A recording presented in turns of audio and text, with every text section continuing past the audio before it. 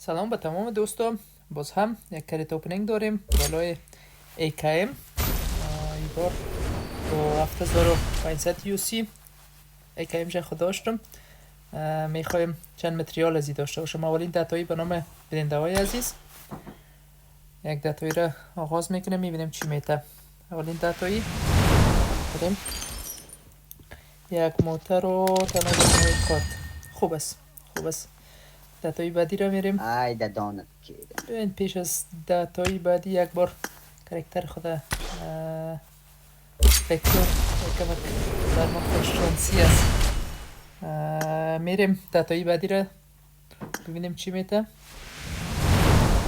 داتایی بعدی بسیار خوب، یک دریم فالکون جیم بسیار خوب است. البته باید بگویم که من یک همیشه قبل از این گرفته بودم، میخوایم فقط متریال بگیرم و جیمایشه. یک داتایی دی بعدی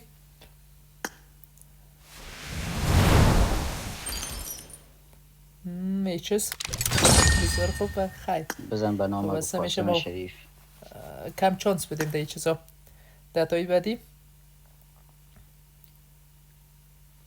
ببینیم چی میته. داتایی بعدی بمشه هم داشتیم پیش ازی 3 جیم خورترک شد. خیلی کم چانسی میشه یگان وقت.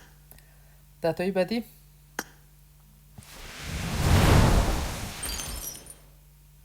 بازم هیچ فقط هولوگرافیک شده ده و پیش ازی داشتیم یک اسپری.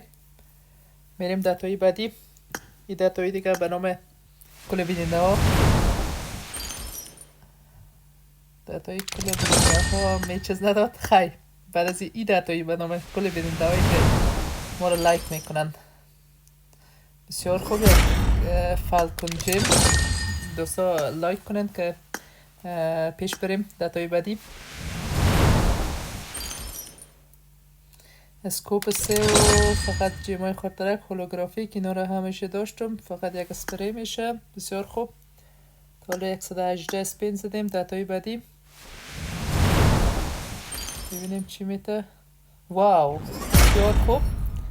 بکپکش داد و هولو نه رد داد بسیار خوب. 2330 یوسی ما مونده. میبینیم تا 150 پیش میریم، میبینیم چی میشه. ایما بسیار زیاد یوسی زدم، تقریبا 60,000 یوسی بالای موتر جدیدی که اومده بود، موتر بوگاتی بسیار خوب موتر بود. تقریبا 50,000 یوسی زدیم و او را میتونن ویدیوش در تیک تاک هم ببینن، در یوتیوب هم همچنان. داتایی بعدی ای بار و هم 3 جیم خورد میشه. 138 150 میرسانیم دوستان.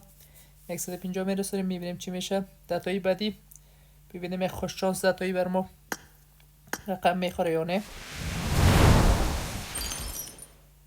بله خوش شانس دارین داتایی. ببین کلیک داتایی بدون فالکون جیم بسیار خوب. یعنی ای بهتر بود. و ها دوستا میخوایم بگویم که ما در هر ویدیوی ما یک خوششانس داریم که بنده 360 یوسی میشه. او را فقط به طور تصادفی انتخاب میکنیم از طریق کسایی که لایک کرده و کامنت مانده. کسایی که کامنت مانده از اونا لطفا لایک و کامنت کنن.